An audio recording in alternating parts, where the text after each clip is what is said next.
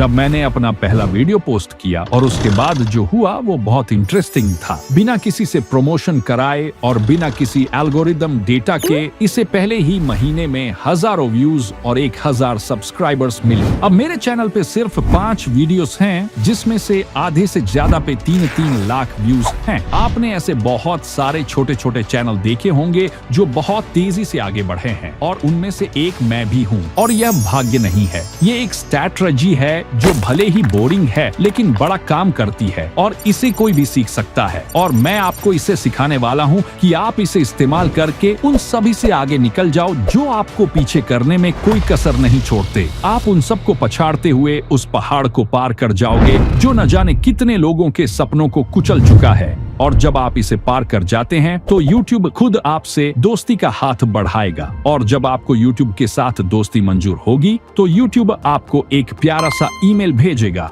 Welcome to the YouTube partner programme, जिसके बाद आप बन जाएंगे यूट्यूबर बाबू। लेकिन मेरे दोस्त, जितना आसान तुम सोच रहे हो उतना आसान यह नहीं है। जो लोग तुम्हें पहले महीने में ही या कुछ ही दिनों में 1000 सब्सक्राइबर्स पार करते दिखते हैं, उनमें से एक भी ऐसे लोग नहीं होते जिन्होंने बस अभी अभी YouTube के बारे में जाना और चैनल बनाया हो और फिर महीने भर में ही चैनल मोनेटाइज कर लिया हो। जो लोग आपको तेजी से आगे बढ़ते हुए दिखते हैं, उनका चैनल भले ही नया हो लेकिन उनका तजुर्बा पुराना होता है, जिसे हम एक्सपीरियंस कहते हैं। जो लोग आपको फास्ट ग्रो करते हुए दिखते हैं, उन्हें इस सब की जानकारी होती है जो उन्होंने बहुत सारी गलतियां करके सीखी होती है। लेकिन एक मिनट रुकिए, आप कहना क्या चाहते हैं? क्या मुझे भी 1-2 साल गलतियां करके सीखना होगा? नहीं, इसमें तो काफी सारा समय निकल जाएगा। तो फिर मुझे क्या करना चाहिए जिससे मैं कम से कम समय में सीख सकूं? Good question. तुम्हारे सभी सवालों का जवाब है इस वीडियो में। इसके वजह से न जाने कितने सारे छोटे छोटे क्रिएटर्स उन 100-200 व्यूज में अटके रह जाते हैं और अंत में YouTube छोड़ देते हैं। यह एडिटिंग नहीं है, ना ही स्क्रिप्ट है और ना ही आपका टाइटल और थंबनेल है। लेकिन अगर इसे ठीक से नहीं किया जाए तो यह चैनल पर व्यूज और सब्सक्राइबर्स को फ्रीज कर देता है। और अगर इसे ठीक से किया जाए तो यह चैनल को 10 गुना तेजी से बढ़ा सकता है। इसे आइडिया फार्मिंग कहते हैं और यह YouTube पर सबसे शक्तिशाली चीज है। अब समझते हैं आइडिया फार्मिंग कैसे किया जाता है। आप डेली 1 से 2 घंटे अपने YouTube होम पेज और अपने कॉम्पिटिटर्स के चैनल पर स्क्रॉल करेंगे और जितना हो सके उतने आइडियाज लिखते चलिए। कम से कम 100 आइडियाज को लिखें और अब इन आइडियाज पर जितना हो सके उतनी रिसर्च कीजिए, क्योंकि YouTube आइडियाज का ही बिजनेस है। जो जितना इस पर पकड़ बनाता जाता है वो उतना ही ब्लो अप करता जाता है।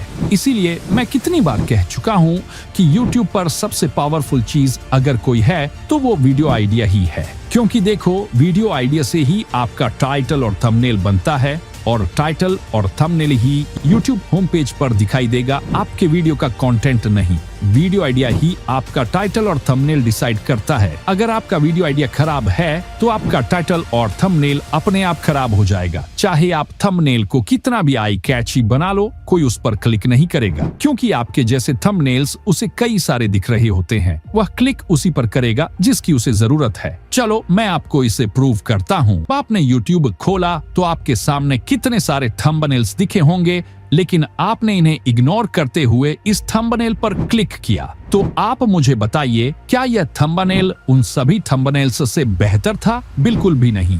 तो फिर आपने क्लिक क्यों किया? इसका आंसर है इस थंबनेल की वजह से नहीं, बल्कि इस वीडियो का आइडिया आपको पसंद आया, तभी आपने इस वीडियो पर क्लिक किया। और आप उसी वीडियो पर क्लिक करते हैं जिसका आइडिया आपको पसंद आता है, ना कि सिर्फ उस पर जिसका थंबनेल अच्छा होता है। मैं यह बिल्कुल नहीं कह रहा हूँ कि आप थंबनेल पर ध्यान ही मत दो। मेरा कहने का मतलब यह है कि आपके अट्रैक्टिव थंबनेल का इम्पैक्टफुल रिजल्ट तभी दिखेगा जब आपका आइडिया अच्छा होता है। इसलिए वीडियो आइडिया पर जमकर रिसर्च कीजिए, चाहे जितना भी टाइम लगे। वीडियो आइडिया एक ऐसी चीज है जिस पर हर सफल यूट्यूबर ध्यान देता है, क्योंकि एक अच्छा आइडिया ही व्यूज लाएगा। और एक टेक्निक है जिससे आप उस आइडिया को फाइंड कर सकते हैं जो छोटे क्रिएटर्स अपने चैनल को बढ़ाने के लिए करते हैं। और यह इतना इजी है कि आप इसे कॉपी कर सकते हैं। इसे क्रिएटिव स्पार्क टेक्निक कहते हैं। आपको YouTube पर जितने भी टाइटल और थंबनेल दिखाई देते हैं, उनमें से कई टाइटल और थंबनेल क्रिएटिव स्पार्क टेक्निक से क्रिएट किए जाते हैं और क्रिएटिव स्पार्क टेक्निक का यूज करना बहुत आसान है। अगर मैं इसे सिंपल भाषा में समझाऊं तो इसका मतलब होता है दूसरों के आइडियाज से इंस्पिरेशन लेना बिना किसी कॉपीराइट के टेंशन के। इस टेक्निक से क्रिएटर्स नए आइडियाज को अपने तरीके से बदलते हैं। आप दूसरों से सीखेंगे और उसे अपने स्टाइल में बदल देंगे।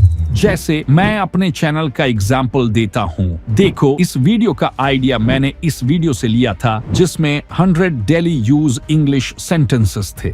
मैंने इसमें कुछ क्रिएटिविटी का यूज किया और इस आइडिया को अपने चैनल के लिए 100 फेसलेस चैनल आइडियाज में बदल दिया, जो बिल्कुल काम किया। और इसे काम करना ही था क्योंकि जिससे इंस्पिरेशन लिया था वो पहले से ही काम कर चुका था। अगर आपको लगता है कि यह सिर्फ लक था तो यह देखो, मैंने इसे चेक करने के लिए अपने एक दोस्त को भी वही आइडिया दिया और आप देख सकते हैं कि उसने अपने चैनल पर इस आइडिया को ट्राई किया और उसका चैनल हाफ मोनेटाइज हो गया। अब आप इसे लक नहीं कह सकते। मैं आपको जितने भी टिप्स देता हूँ मैं उसका प्रूफ जरूर देता हूँ ताकि आप बिना किसी डर के मेरे द्वारा बताए गए टिप्स को यूज कर सके। और मैंने जितने भी वीडियोस दिए हैं आप देख लेना, सभी में प्रूफ मिलेगा। प्लीज बिलीव मी, मैं आपको कभी भी गलत रास्ता नहीं दिखाऊंगा। आपके पास सैकड़ों वायरल आइडियाज हैं, बस आपको छानने का तरीका आना चाहिए ताकि आप सबसे अच्छे आइडियाज पर काम कर सको। मैं ऐसे ही आइडियाज को फाइंड करता हूँ और सभी आइडियाज को इन 5 सवालों से गुजारता हूँ। पहला सवाल, क्या यह आइडिया मुझे एक्साइटेड कर रहा है? अगर आप इस आइडिया पर काम करने के लिए एक्साइटेड नहीं हैं, तो आप अपना बेस्ट नहीं दे पाएंगे और यह कैमरे पर साफ दिख जाएगा कि आपने वीडियो कितना दिल से क्रिएट किया है। दूसरा सवाल, क्या यह संभव है? कभी कभी हम ऐसे पागलपन भरे आइडियाज के साथ आते हैं, जैसे मैं चांद पर गया। हाँ, यह एक कमाल का आइडिया है जो वीडियो अपलोड करते ही मिलियंस ऑफ व्यूज ला सकता है, लेकिन यह संभव नहीं है। जैसे कि कल को अगर हम आपके सामने ऐसा वीडियो अपलोड करें कि इस ट्रिक से एक दिन में 1 करोड़ सब्सक्राइबर्स हो जाएगा 100% गारंटी के साथ, यह एक पागलपन आइडिया है जिस पर आप क्लिक तो कर देंगे लेकिन कमेंट्स में भर भर के आशीर्वाद भी देंगे। इसलिए ऐसा आइडिया सिलेक्ट मत करना जो सुनने में कमाल का लगे लेकिन पॉसिबल ही ना हो, नहीं तो आशीर्वाद मिलने पक्के हैं। तीसरा सवाल, क्या इस आइडिया से रिलेटेड कोई YouTube पर वीडियो है जिसे अच्छा खासा व्यूज मिला हो? अगर हाँ, तो यह एक अच्छा संकेत है कि आइडिया काम करेगा। चौथा सवाल, क्या इस आइडिया के लिए अच्छा टाइटल और थंबनेल बना पाएंगे? अगर हाँ, तो यह आइडिया ठीक है और आगे काम किया जा सकता है। पांचवा सवाल, इस आइडिया की डिमांड कितनी है? अगर आपने ऐसा टॉपिक सेलेक्ट किया है जिसमें ऑडियंस की डिमांड कम है, तो आपको व्यूज भी कम मिलेंगे।